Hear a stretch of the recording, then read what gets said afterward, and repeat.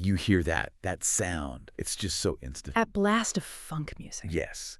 And the clunk of that filing cabinet door. And out pops this hilariously clumsy canine crime fighter. Hong Kong Phooey. Of course. We're going deep today into Hong Kong Phooey. You know, it's funny, it was such a beloved show, but it only aired for a single season. Just one. Back in 1974, a really fleeting moment in, Saturday morning history. But it left such a huge mark. I think pretty much millions of us remember it. We do, and that memory, it's really fueled by all those reruns, right? But it kind of obscures how genuinely smart the show's premise was. Right. We just see it as, pure 70s Hanna-Barbera nostalgia. But our sources today, they argue that Hong Kong Phooey was actually surprisingly nuanced, even quietly subversive. And that is exactly our mission for you today. We're going way beyond the amazing Scatman Crothers theme song to unpack the true subtle genius of Penry Pooch and his partner.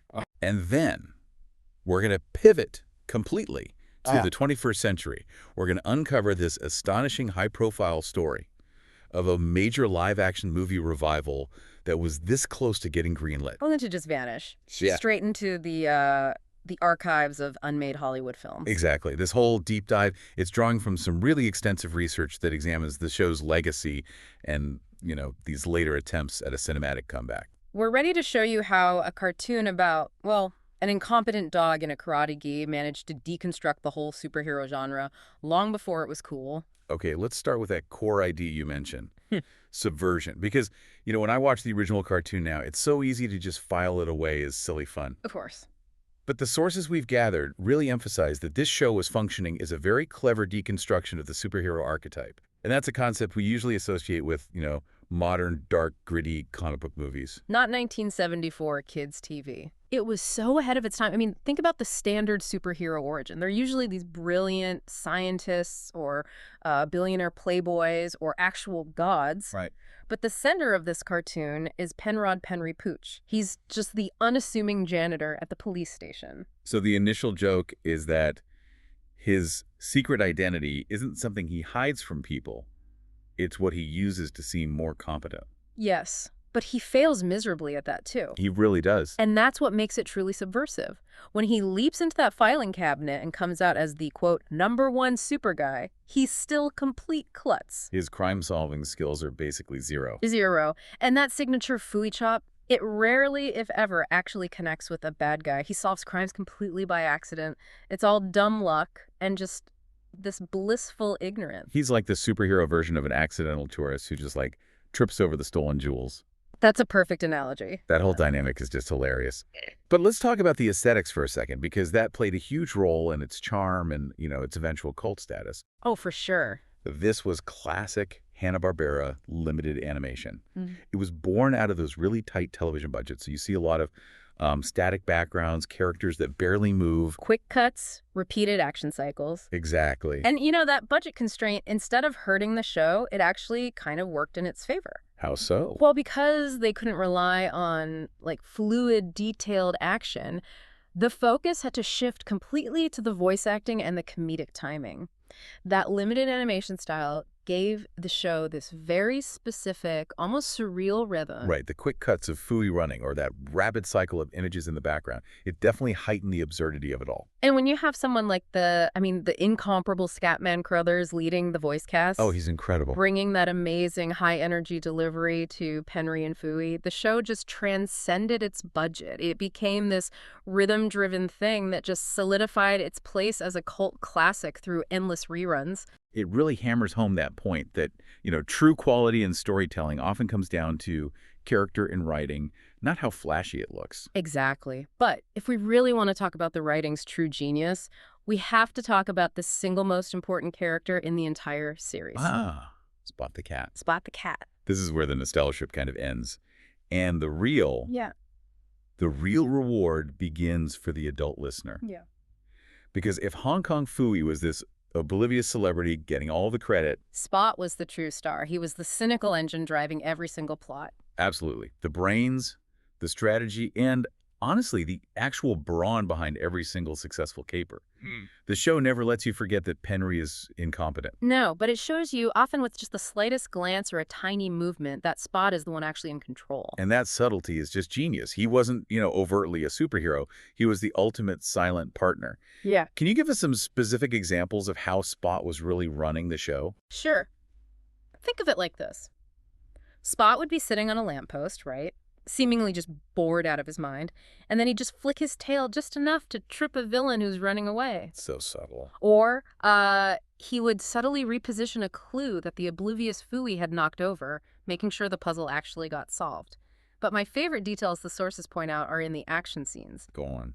Phooey would be flailing wildly, right, trying to do some martial arts move, and Spot would, use his body weight or a well-placed object to guide Phooey's flailing into a position that looked exactly like a complicated, calculated martial arts victory. Oh, that's brilliant. So Phooey gets all the credit and the fan mail, but Spot knows the truth.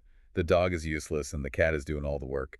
It's the ultimate aha moment when you rewatch the show. It is. Spot's constant exasperation, that dry, rolling his eyes look, is always contrasted with Phooey's unshakable but totally unwarranted self-confidence. They're a classic comedic duo.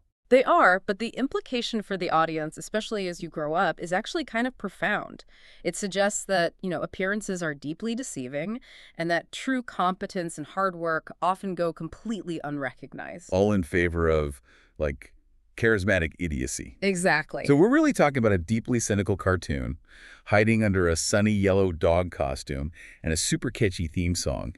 That kind of layered humor is exactly why the property never really died out, despite just one season. It's the hallmark of really smart writing, masked by a silly premise. And that enduring, subversive appeal is why, decades later, Hollywood started circling the idea of a major revival. Which brings us to, the early 2010s? Mm-hmm.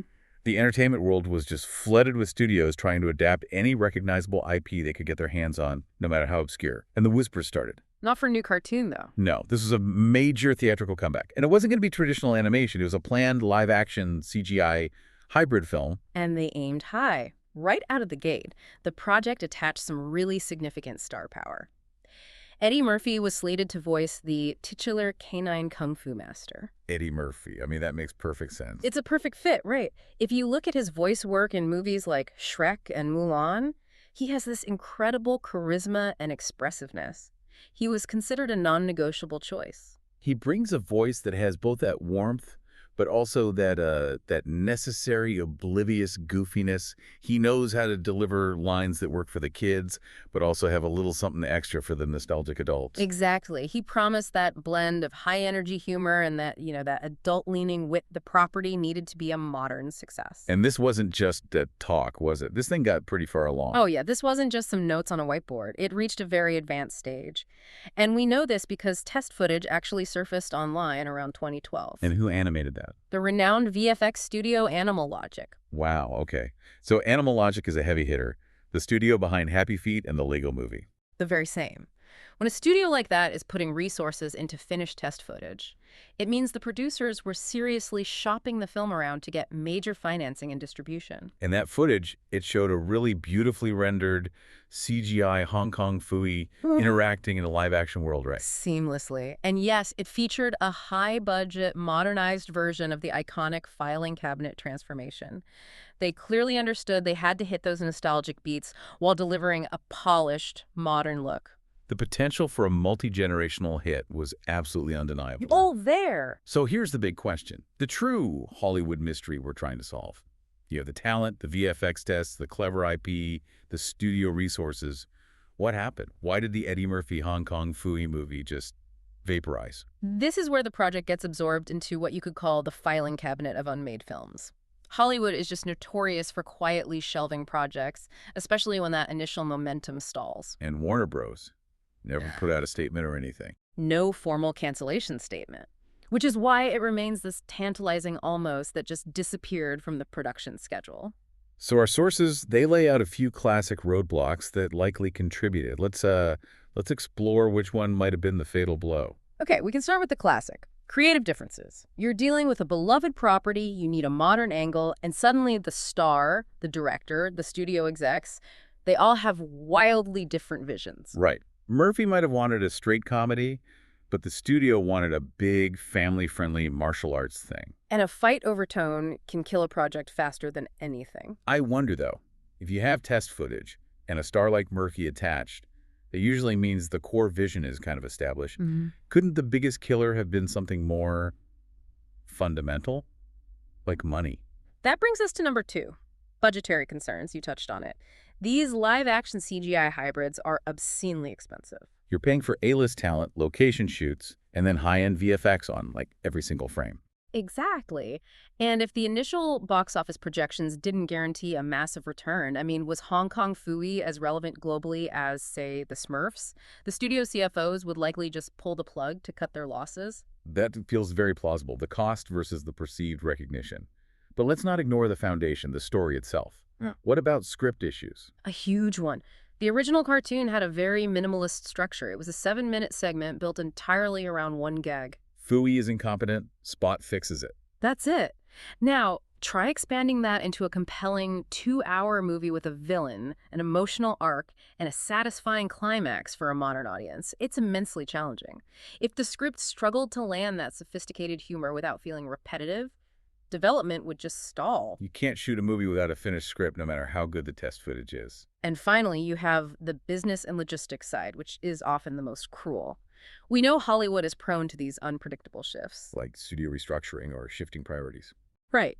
New leadership comes in, a new mandate is issued, and suddenly the entire strategy shifts to building out a different franchise, like DC or Harry Potter. And a project that was once a priority suddenly becomes a liability. Plus, there's just voice talent scheduling. Securing a star of Eddie Murphy's stature is a massive logistical challenge. He's booked years in advance. If the script kept changing and delaying the recording schedule, that burden alone could have fractured the whole project.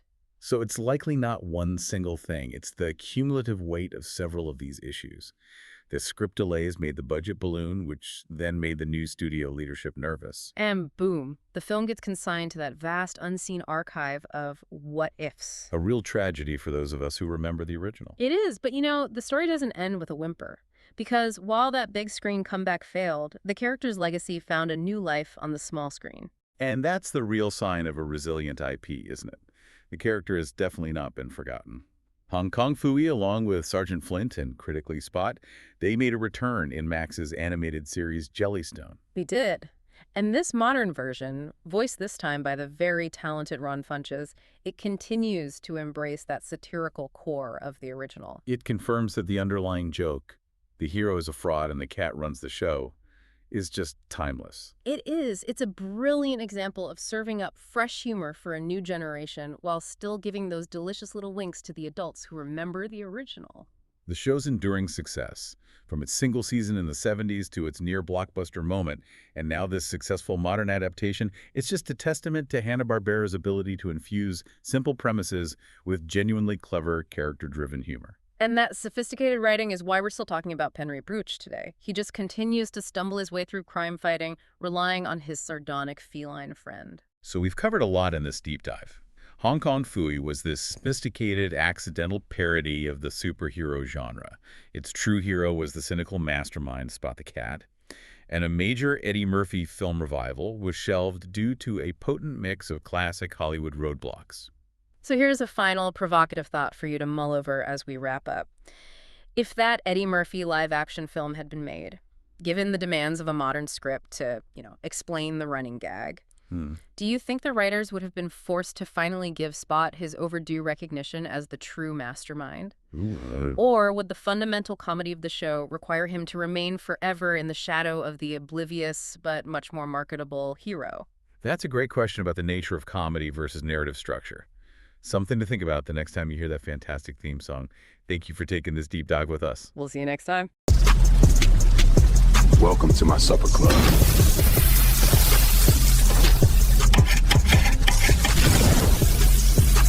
Fire in the Basement, Volume 1. Out now.